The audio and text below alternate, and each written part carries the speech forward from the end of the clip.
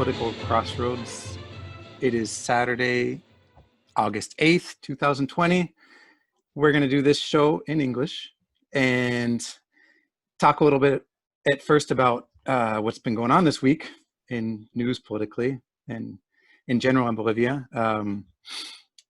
Things are getting a bit crazy. I guess that's the best way to say it in as few words as possible.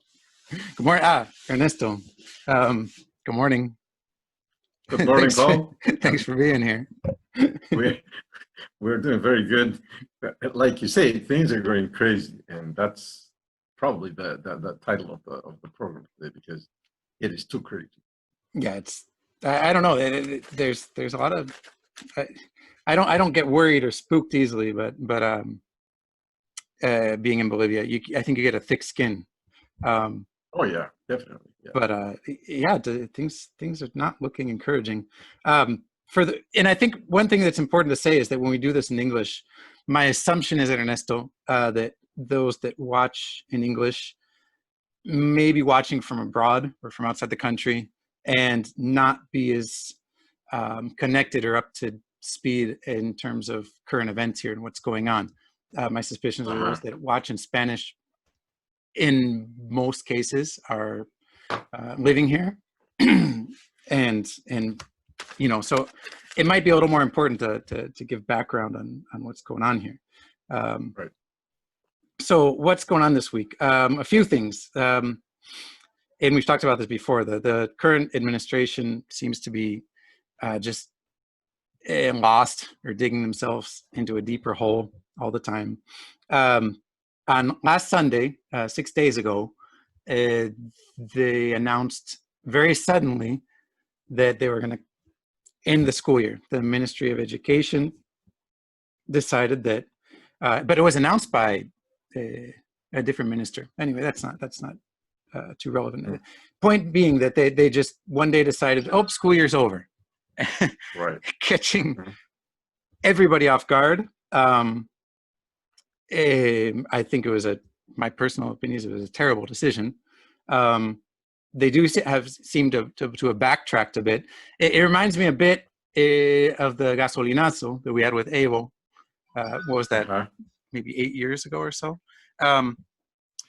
In the sense that it seems like whoever thought this up, I don't know if they were drinking or on drugs or what, but it just seems like the worst possible decision they could have.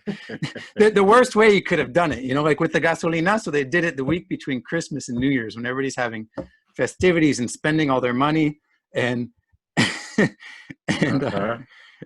and just out of left field, out of nowhere. And the same thing with this, you know, I mean, all schools have been doing the best they can to adapt and do classes online or using whatever means possible, and making huge efforts, and you know, in a lot of cases, spending money for the appropriate online platforms and subscriptions to those things, and then all of a sudden, no, sorry, school year's over, and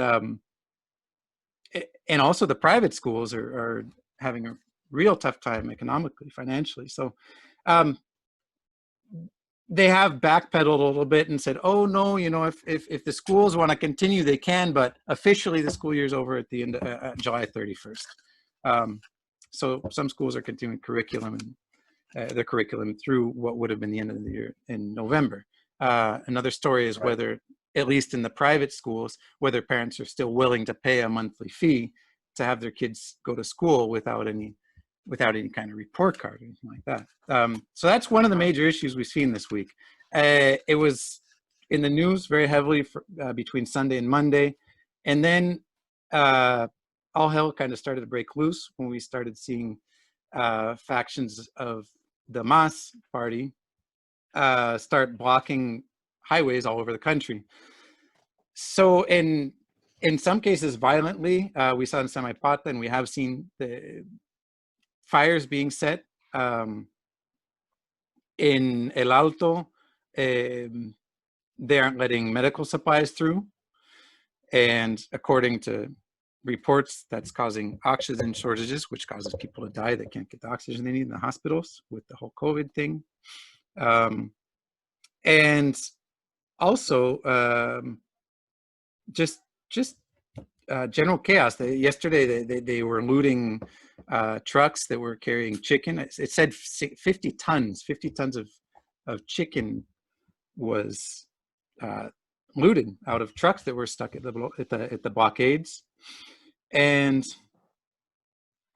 it seems like the only goal they've got, supposedly, and correct me if I'm wrong, Ernesto, these blockades are being set up in protest of the new election date for October 18th. Their position, those that are blockading, are insisting that the elections be held on the 6th of September, which even the head of the legislature, who's Masista, Eva Copa, said that that's just not possible. So it really makes you wonder what's going on, and what the objective is of these people who are blockading. It seems that there's an attempt to create chaos and destabilize the government as much as possible. It reminds me of what was happening the days after Abel resigned in November. Right. Just a campaign of destabilization, getting people scared and creating chaos. Because politically, it doesn't seem to make any sense. This isn't winning the mass any votes for October. Not as far as I'm concerned. And the last piece of news that I think also relates to this is well, 2 days ago, the 6th of August was Bolivia's Independence Day, or the celebration of anniversary. And every year it's customary, it's actually a law that the sitting president has to give basically a State of the Union address before the legislature. Right. And because of the pandemic, this was supposed to be done over like a live feed, right? And when the president, Jeanine Añez, was supposed to broadcast this to the legislature, they blocked it. They didn't transmit it, arguing that it's supposed to be presented in written form before it can be transmitted, or before the president can physically address them. The other side of that is that supposedly that there were Masista senators or deputies that were physically not allowing whoever it was that was physically bringing this written speech into the building. They wouldn't let them in. Mm-hmm. So that's, if that's true, then it was intentional. The other side of this is that when Eva Copa, the president of the Senate, addressed the legislature when it was her turn, the transmission was cut by the state television. It was cut off, and so you can see that this executive and legislative are fighting in ways that it's very disconcerting. On our Independence Day, you think you could put those things aside and get along for the common good. It bugs the hell out of me, but and also it's yeah, like I said, I mean, they're breaking laws, they're breaking protocols that are almost sacred, Anyway, I'll leave it there. I've rambled on long enough here and let you have your turn. I think that the issues that you touched there are in accordance to your introduction. This is terrible. I mean, whoever is interested in Bolivia in a foreign land needs to understand the news, not just read the news. And I think that is part of our job here, I think, as you mentioned. I'll try to do that, because it's not always easy to do that in any country, but in Bolivia, it has its intricacies. Okay, with regard to the school year, I share with you the fact that it was surprising to see what happened. It was terrible. It was unexpected. It was uncalled for. Nobody thought it would happen. But um, I also think that on the other hand, for me, it has a very clear explanation. There's no question about that. Let's hear In it. Bolivia, aside from the cocaleros, Mm-hmm. which are relatively a new organization in Mm-hmm. Bolivia, because the cocaleros came around the 80s, Yeah. more or less in the 1980s. Before that, there were no or there were cocaleros, but not as organized Not as they are organized. today. Mm-hmm. Yeah, the sindicatos began in the 80s. And if I ask you, and I know that you weren't around in the 80s around here, you were, Not here. yeah, you were not here. In the 80s, the people that lived in El Chapare were basically campesinos that were not from El Chapare, because El Chapare was a new region in terms of demography, right? Mm-hmm. It was a good land, and everybody knew it was a good land because there had been studies made previous to the 80s, especially studies, believe it or not, that financed with money from USAID. Mm-hmm. USAID came to Bolivia, invested a good amount of money researching the type of land that was in Chapare. Mm-hmm. And all the studies concluded that this was really a prodigious land, that almost anything could grow there, and very good. And it was a very potentially, it was a land very important to the future of Bolivia for the production of agricultural goods that could be exported. Right. And as a result of that conclusion, they built a road through that land Okay. with money, with the U.S. money. the U.S. I don't know if it was a donation or part donation and part loan, but it was built with money from the U.S. Be it a donation or be it a loan. It was The highway it connecting was Santa Cruz to La Paz going through, or Santa Cruz to Cochabamba. Excuse me. Excuse me. Cochabamba, right? Exactly. Yeah. Mm. Which is the main road, as you well know. Yeah, yeah. If there's one good road in Bolivia, is La Paz, Cochabamba, and Cochabamba, Santa Cruz. There are other good roads, but the main and more important road in this country is that which unites Santa Cruz with La Paz. And we're talking about that road. So this was built because the road before the USAID did those studies was not through El Chapare, the road from Santa Cruz to Cochabamba. That's why in Santa Cruz you have the old, they say the old route to the old highway that goes through the valles. That's the valles. That's where you went through the valles and all that stuff. But, well, conclusion of USAID was that you had to go through the Chapare because that was the place. And they built that road.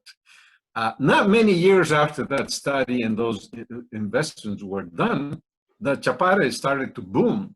But not as a result of bananas being produced there or papayas or whatever. It was the boom because coca was being planted there, and the drug traffickers were making coca bases, they say, and later on cocaine.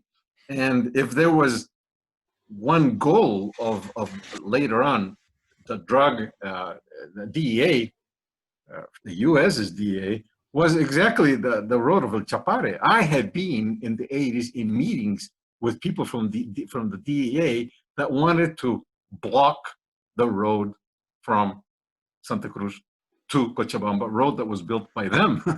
Yes, and they did that. Yes, some of the plans were to make holes in the road. Why? Because airplanes would come and land use it as a landing minutes. Right, they did that. There was the road made by the Americans. They used that, and the airplane would land, and then the drug traffickers would come and put all the drug into the airplane, and the airplane would go away again. So part of the plan was that back in the 80s, 86, 87, was to put blocks in the road so the airplanes could not land there. Actually, make holes or make some kind of obstruction for an airplane to land there. Wow. But that was an irony, But when the Cacoleros went there, they were just peasants.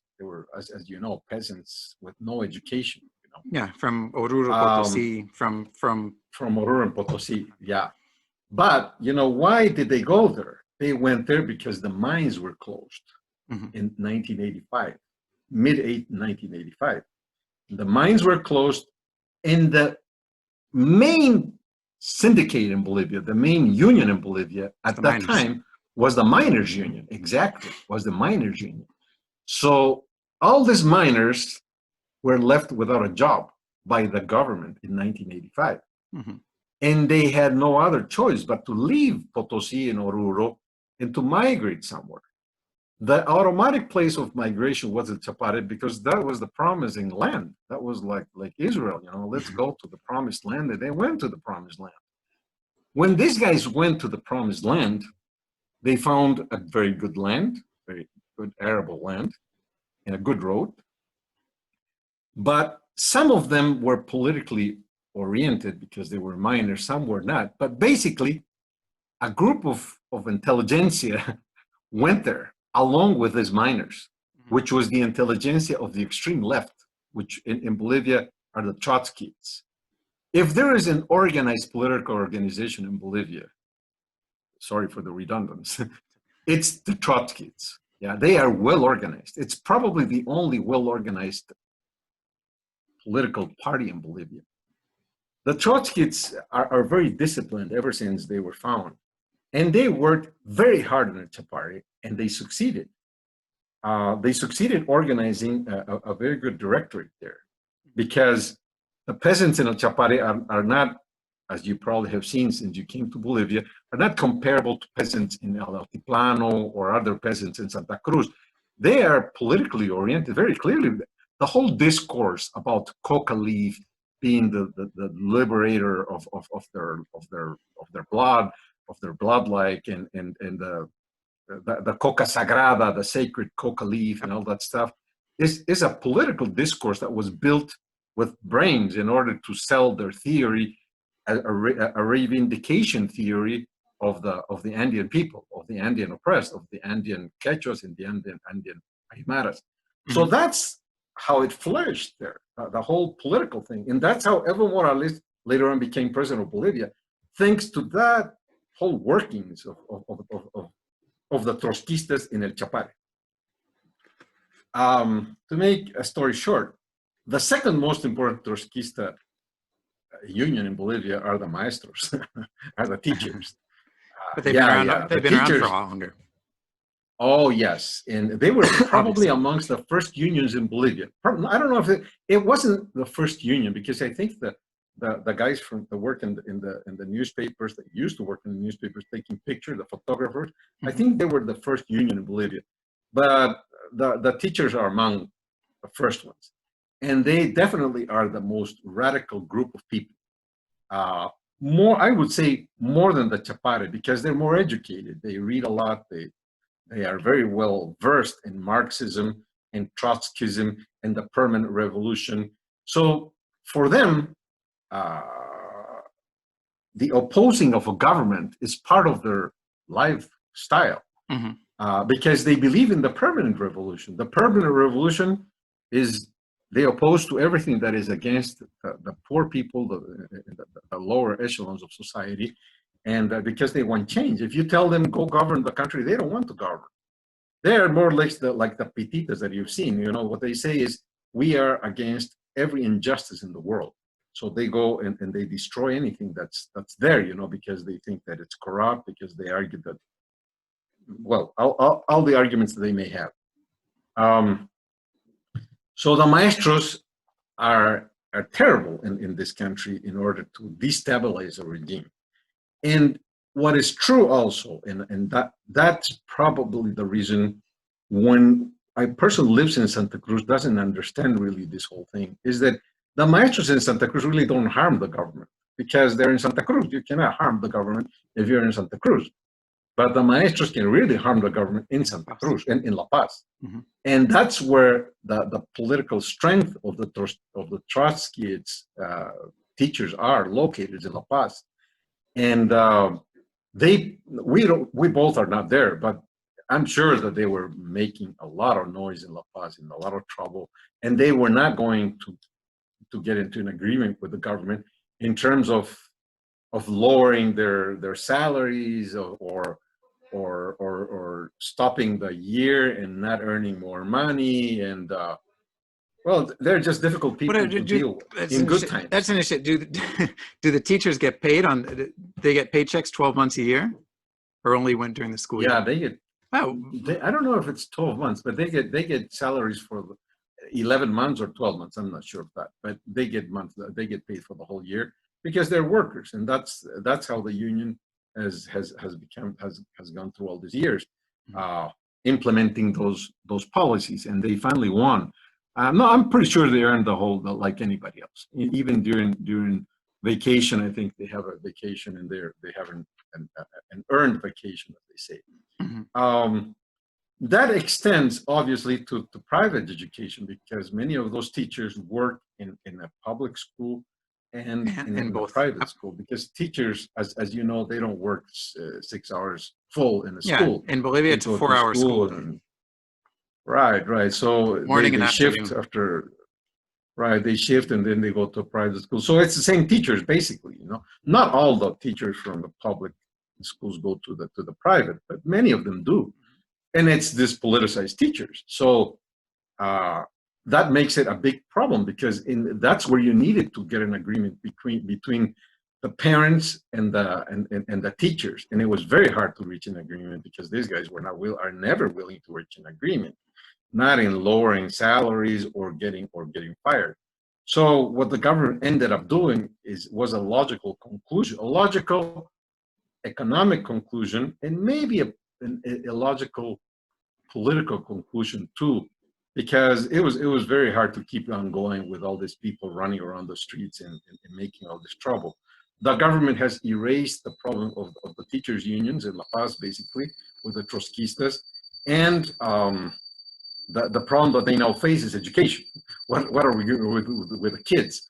And what you're seeing, because of your experience, you have kids in school and in primary school, is that in the private sector, yes, the teachers or the schools are still going to teach the kids, even though the year has finished, because they have the means to do it.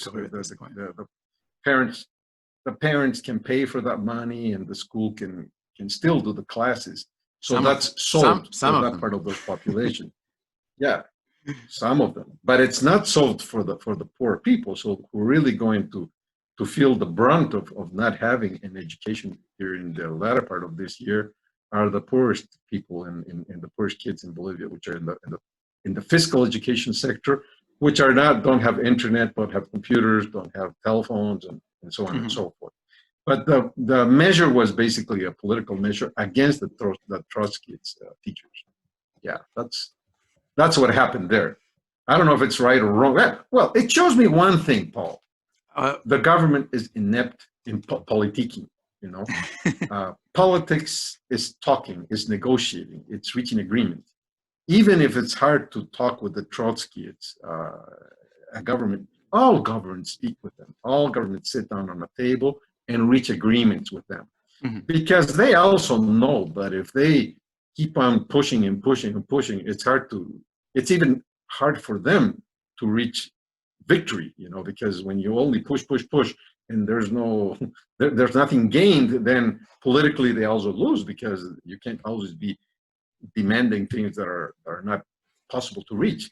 So my feeling is that the government has, in that sense, it has made a mistake, because they should have just stayed, and they should have tried to have a conversation with them, political, democratic conversation with them, and try to reach certain degrees of agreement. They've chosen not to do that, and that shows them, that sort of shows them like a not very non-democratic government, because they were not able to talk, and that's pretty poor. Yes, I agree with that. Yeah, if we reach this conclusion, that would be my final conclusion. Yeah. I understand what they did. I don't agree with what they did. Yeah. Tying into this, into this point, did you listen to Añez's speech from August 6th? Yes, of course. Yeah. And sure.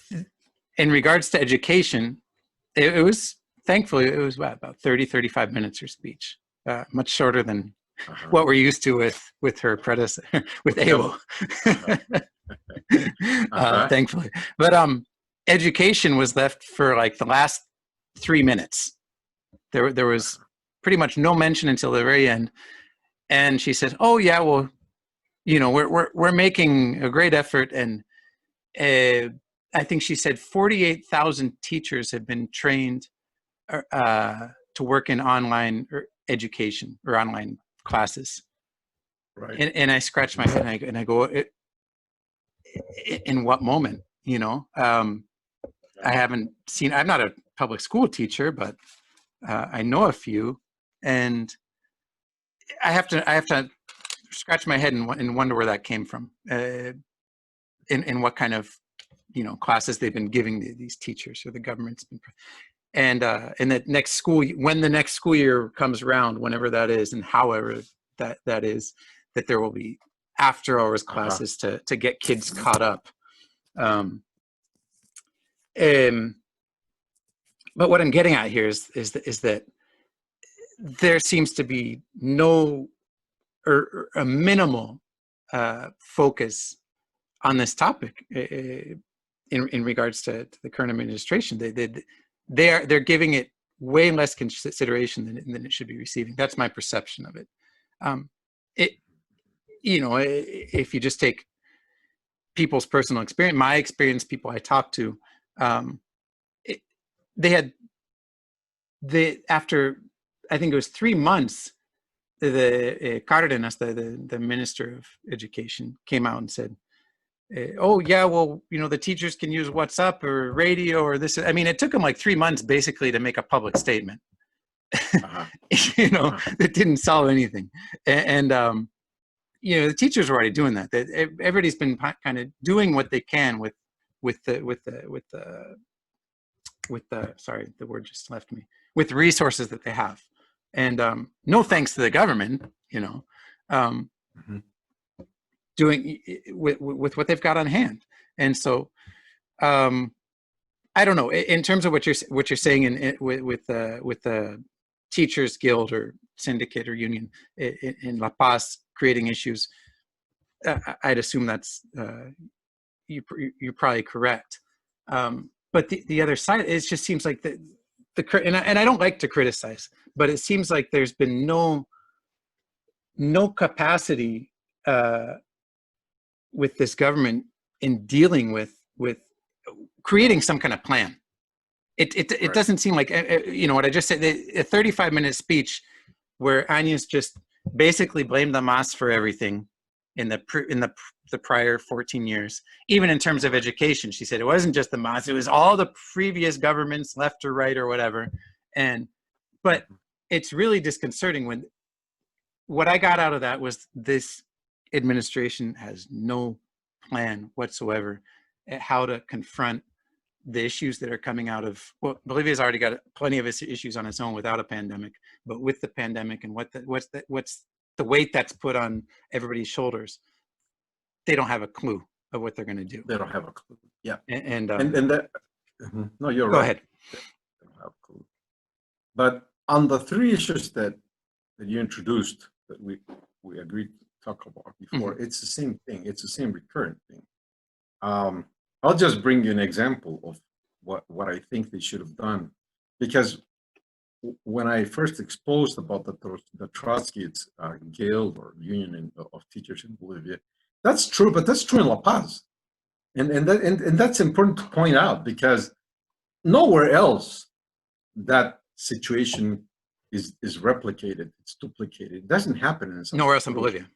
It doesn't happen in Trinidad. It doesn't happen in Tarija, right? The nuclei of the extremist ideologist teachers are in La Paz. So why not talk to the teachers in Tarija, for example, and reach an agreement with the teachers in Tarija and keep on going with Tarija, with schools and teachers, and pay them a little bit more, or I don't know what, but reach an agreement with the teachers in Tarija, with the teachers in Albany, with the teachers in Oruro, with the teachers in Santa Cruz, which I think would be very easy, because I don't see here the unions, no union, and not the teachers union also. I don't see them as extremes as they're in La Paz.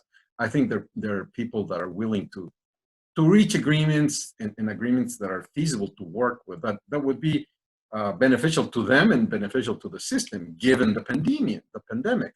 Mm-hmm. So my feeling is that the government has, like you say, no plan, but especially no political plan. Because in government, not only in Bolivia, in any government, the main plan is not it's not really the economic plan, or it's not the agricultural plan. It's the political plan. Smart. Because if you don't have the political, marketing and talking to people, right? If you don't have the ability to convince the agriculturers in the US or in Europe or in Bolivia to do things about taxes, about production, about exports, you're not going anywhere, because these guys are not going to produce, or they're going to do some kind of upheaval in the country, and the thing is not going to roll on. All governments need to have a good political strategists that can handle these things.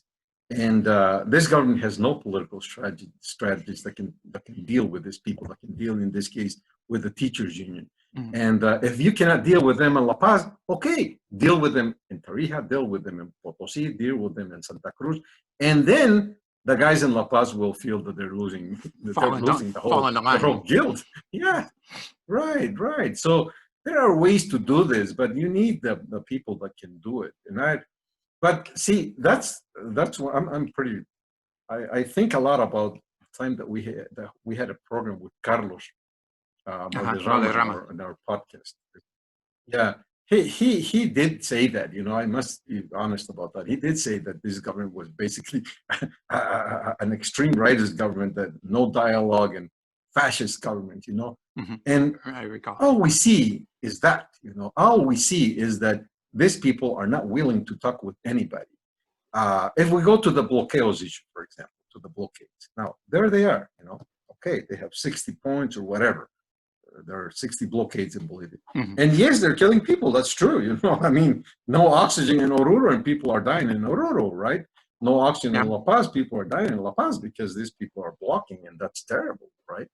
I've seen CNN, the guy in CNN in Spanish, Mm-hmm. I think he did a very good job explaining this situation, and it's just horrible, Not even in war it happens, not even in war. In war, you have rules of engagement. In war, there are laws, there are international treaties. If you see a Red Cross, the battle stops and the ambulance goes through. Yes, that's war. That's between enemies, people that are killing each other. But in Bolivia, but in Bolivia, that doesn't work, because these people are not willing to make it work. They don't understand anything. They don't understand good reasons, So they just block stuff and they kill people, and nothing means anything to them. If you go with the Red Cross, they won't hear that. They'll just block the Red Cross and probably I don't know what, they killed the guy in the Red Cross, the driver. But basically, it's again, you need to speak with people. These are bad people. Yes, they're bad people. But you need to talk to them, and they don't want to talk with anybody. Now, the Minister Lopez has said or suggested yesterday that in the next few days, if this doesn't straighten up, the armed forces next 24 hours. He was basically an ultimatum. 24 hours, and he's gonna. Yeah, this guy is gonna erase these guys from the blockades. There are two ways of an outcome there.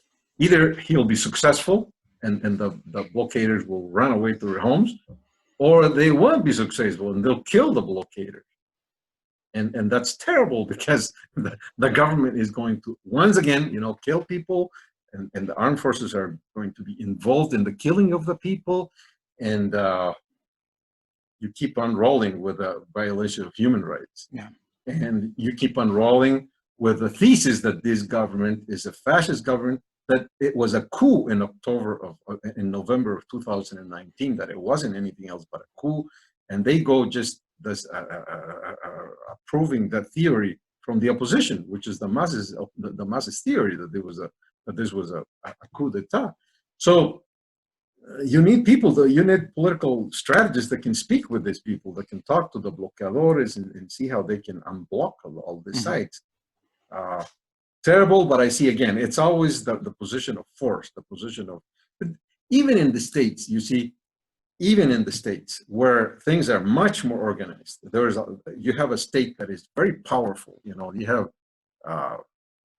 the armed forces, the police, the federal police, the state police. Even there, you know, I see that Trump doesn't press the button and say, you know, go and erase those guys, because he can't do that. You know, the guys that are going to the streets in the States, they are there, you know, and the government has to deal with them in such a way that there will not be bloodshed. And even an extremist like Trump is not pressing the red button to erase them from the streets, because he knows that that's going to be farther and a bigger problem than what he has now. Even he knows that. In Bolivia, that's the case.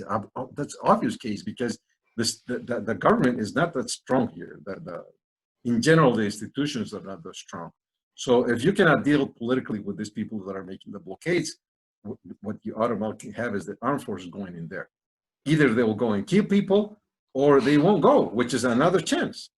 Because if the president tells them go and kill people or take the blockaders out, and the armed forces say, no, we won't, because we're going to kill our brothers, then that's the moment that Añez must resign, because she has no possibilities of governing this country. So, and you posed the question at the beginning, why are they doing?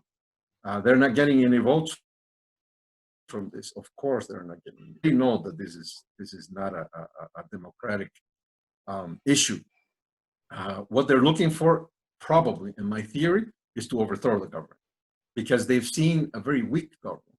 And they see that if they pull and pull and pull the string, you know, to the utmost, maybe they will get the resignation of the president, or the armed forces saying, hey, you know, we can't take this anymore. This lady is not capable of governing. Take her out of the government, put a general there for a couple of months, call elections immediately, and start from zero. That's probably what they're also aiming at. And if they aim for that, well, there are two outcomes to that. Either the armed forces take over the government, or Eva Copa takes over the government, because that's the constitutional sequence of the succession. It's a complicated issue, but my feeling is that, yeah, they know that this doesn't get them votes, but I also think that they want to just overthrow the government. The excuse of wanting elections on September 6th is just it's an excuse. Oh yeah, to create an excuse, because it makes no difference. It makes no difference whether the election the 6th of September or the 18th of October. No big difference between that. You know, I don't think that's a crucial thing, and I don't think they even believe on that. You know, they just want to. They want to weaken the government. Even what seems interesting to me is even Eva Copa, and like you said, there's two possibilities if Añez were to resign. One's military government, one's Eva Copa assuming the office. She's masista, and she's publicly said that elections on September 6th are impossible. No way. And so that brings up another question. You know, I mean, they're trying to destabilize, and I guess it's probably an obvious answer, but if assuming we're correct with this theory that the whole point of all these blockades is to destabilize the government and pressure Añez out of office, then who's pulling the strings on it? It's not Eva Copa. I don't think so. Sure. If she's sitting, you know, if the blockaders are saying we want elections September 6th, and Eva Copa saying no, then it makes no sense. You know, so you see who's still can, you know. At one point, I was inclined to say over the past few months that Evo Morales has lost a lot of influence and relevance, but in those within his closest to him, within in his closest circle, I guess you could say, and it kind of seems that that's not the point, or that's not the case. Oh, yeah, that's true. don't want to put words in your mouth, but I suspect you'd agree with me that this is being orchestrated by those who lost power and those at the top in November, between October and November. And I don't know. It's going to be interesting to see what happens in the next couple of days with this. It's a riddle. Yeah, but it is a riddle. And I guess the other point, moving on to the third topic, is this, what happened on August 6th. The Senate or the Congress didn't want to transmit Añez's speech in that Bolivia TV, which is controlled by the Ministerio de Comunicaciones, or Juntos, or however you want to label them, not by the MAS, taking down the transmission of Eva Copa's speech.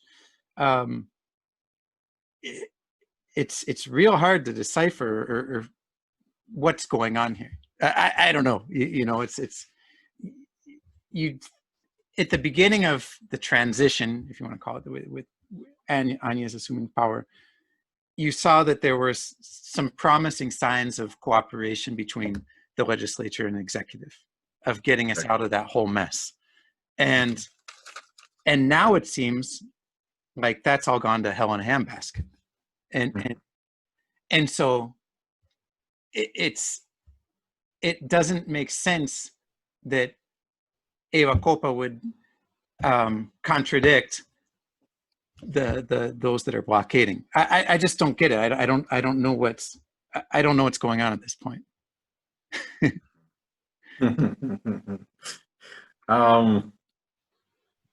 It's good that you that you make those 2 points. One is that Eva Copa apparently is not in line with the people in Buenos Aires, with Evo. Eva and Evo are not on the same dial, on the same wavelength, frequency. Yeah. Probably, or at least apparently. I don't think so. I think they're in the same wavelength. But apparently not. My feeling is that definitely the decisions are made in Buenos Aires, because the blockades demand money. People have to go there, they have to eat, they don't have to work that day. These are people, as you know, they live by the day. They produce stuff and they sell that stuff and they live off that. It's not that they're corrupt, that they receive money. That's another point that I think it's important to point out, because of intellectual dignity. Most people tend to think that because they give money to all these blockaders, they're all corrupt. I don't see it that way, because these people are poor people that was to put to the blockade. Yeah, and they're also ostracized in their communities. Right. So you need money to survive. And if somebody gives you money and you believe in that cause, then that's it. That's how they do it.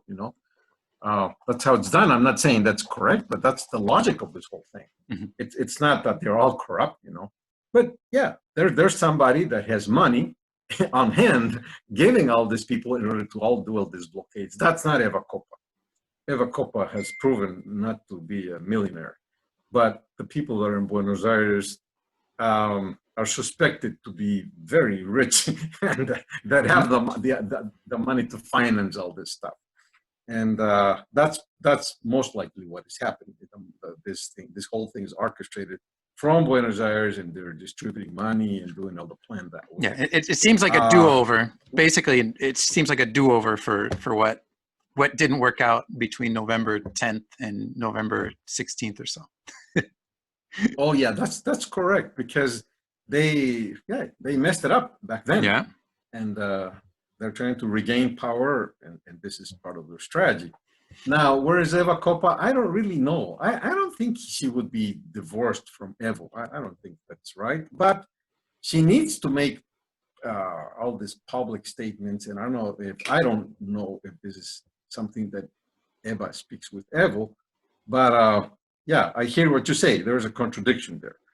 And if the government, if the present government falls, then who is going to take over? Because Eva Copa made that statement, she is not willing, she shouldn't take over. I don't know, necessarily not, because that's just a statement she made one day. She would probably take over.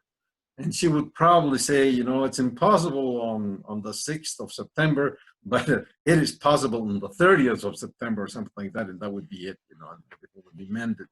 But my point is that I still think that they're trying to overthrow the government at whatever price, you know, at whatever price. And my feeling is that there are too many strange movements behind the scenes. We shouldn't forget, and you pointed out in your written outline, which we didn't speak about today, but I think I don't mean to implicate him on this, but one thing I'm certain, and this is not just a statement, you know, this is proven. In the elections of 2019, the failed elections of 2019, we have seen that there has been a real job in order to obstacle, to impede, to not allow Carlos Mesa to be president. That was done, of course, by the MAS. It was done by the Demócratas in Santa Cruz, a good job. But it was also done by the son-in-law of Goni. He appeared on television with some financial documents, and he made accusations against Carlos Mesa. Everybody knows those accusations, you know. And the reason he went on TV in that occasion is because he didn't want Carlos Mesa to be president. And I think those forces are still behind the scenes, because the worry here is that if you have an election, who is going to be the president? It doesn't seem likely that Mrs. Añez will be the president. At least it doesn't seem in the numbers that we see. In the few polls that have been coming out, it doesn't seem logical that Mr. Camacho would become president. He's far away from that.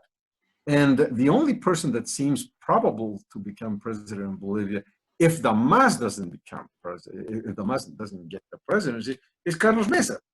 So I see that behind the scenes, there could be other forces that are also generating all this upheaval because they don't like what they see. And this is part of the whole thing. There's a lot of money put into this effort.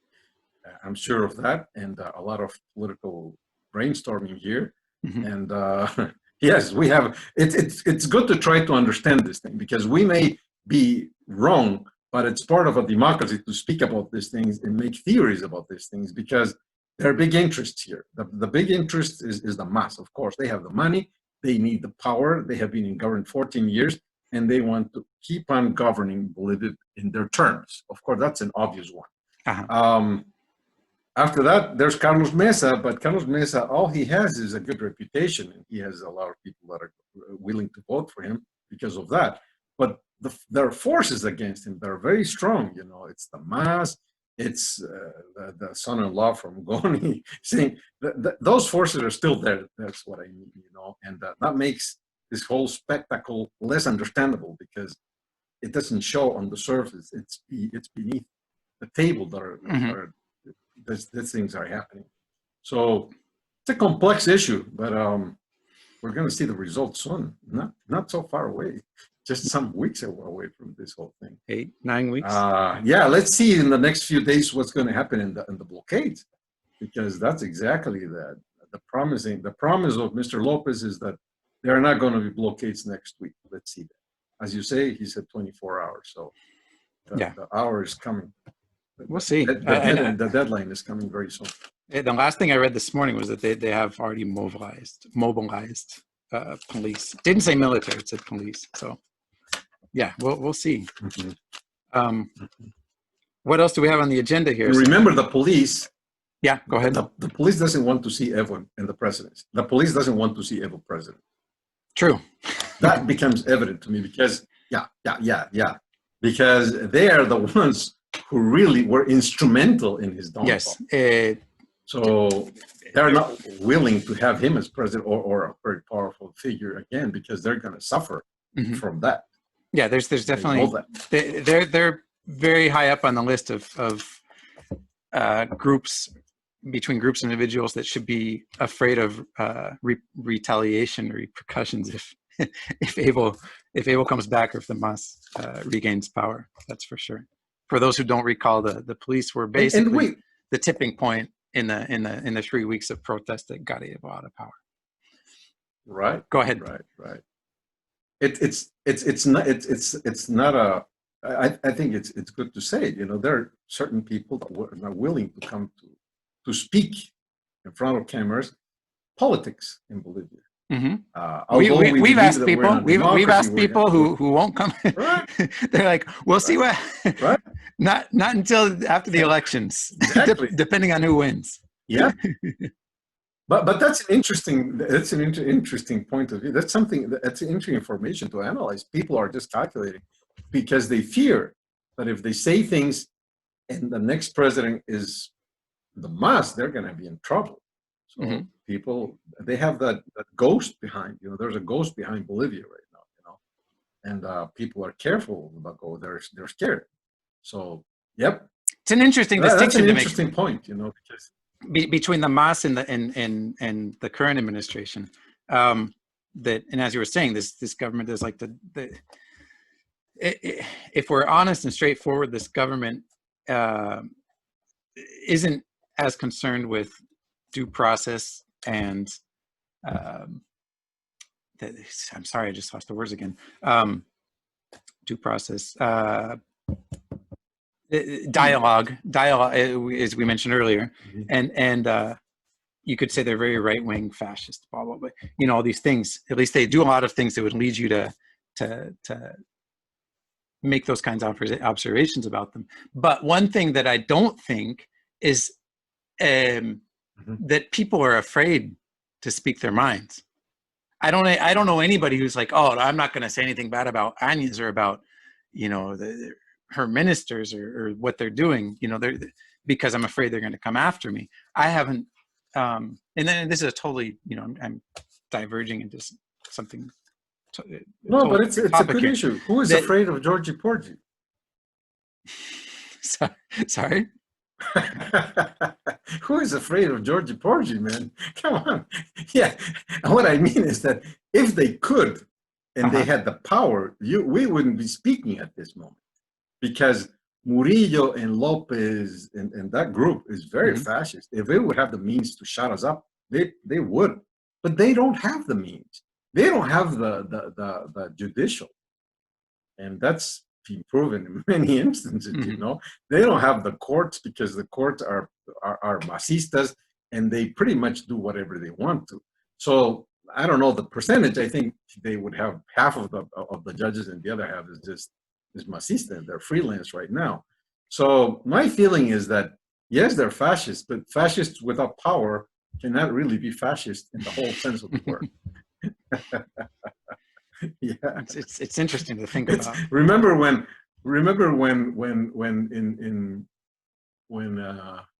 Saddam Hussein lost power?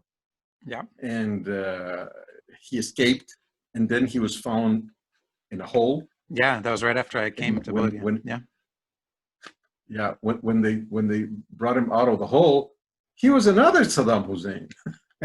He was a very timid and shy Saddam Hussein. It changes, because he has no power. Who is afraid of Saddam Hussein in those circumstances? Nobody, right? And I think that's pretty much the case of this government. They're fascist. Yes, they're fascist. Like Saddam Hussein was a fascist. But when you don't have power, it doesn't match to be a fascist, because if you don't have power, you better shut up. If you don't have power, you cannot be a fascist. Fascists have to have power in order to implement their force and their forceful thinking, undemocratic thinking. If not, they just speak up. And I think that's pretty much what's happening with this government. They don't have the means to do it. If they would have the means, we wouldn't be speaking here. I'm pretty sure of that. I don't see Murillo as a very democratic guy, and I don't see Lopez as a democratic guy. They don't have the ways to do it. So here we are speaking our minds. Yeah. Enjoy it while we can. Yep. But there are some people that are worried. See, that's interesting. Yeah. Right now? I wouldn't have Well, thought that would happen. yeah, but they're worried. They're worried because you know, I mean, we aren't saying who they are or anything, so I'm not worried about Right. saying anything I shouldn't hear or disrespecting anybody's wishes. But the people that we've invited to come on that are worried, they're worried. They don't want to come on and say anything political because they're worried that the Hamas will win, and so it doesn't have anything to do with at least that's my take on it. So yeah, that's correct. Anything else you want to get into, or are we good for now? I think we're good for now. I think it was an entertaining time and a very important analysis too, because as you say, it's important to understand what's happening in Bolivia. We probably don't have the key of the understanding, but we try to provide to whoever's listening to this understands a little bit better of what's happening in Bolivia. Because if you just read the headlines or the news, it's hard to understand. It's hard to understand why the year, or the academic year, ended in schools. If you just read it like that, these people went berserk. But there's something behind that, you know. It's hard to understand what's happening in Bolivia in general. But yeah, we did a good shot today in order to understand what is happening. I think that's our purpose of being here. So it was fantastic, Paul, as always. Yeah, a pleasure, and still enjoy the rest of your weekend. Yep. Keep staying safe and sane. Yeah. keep gardening and getting out in the sun. Yeah, getting vitamin D and avoiding the coronavirus. So yeah, this is what I'm doing. Right, I'm at no age to expose myself to the coronavirus. Your microphone just went out. There you go. Yeah, you're back. I don't know how that happened, but anyway. Thank you, everybody else. I had a call. Ah, okay. You're on your phone. All right. Well, hey, everybody, have a good weekend. And thank you for listening. And we will see you next Saturday. Have a good weekend. You too.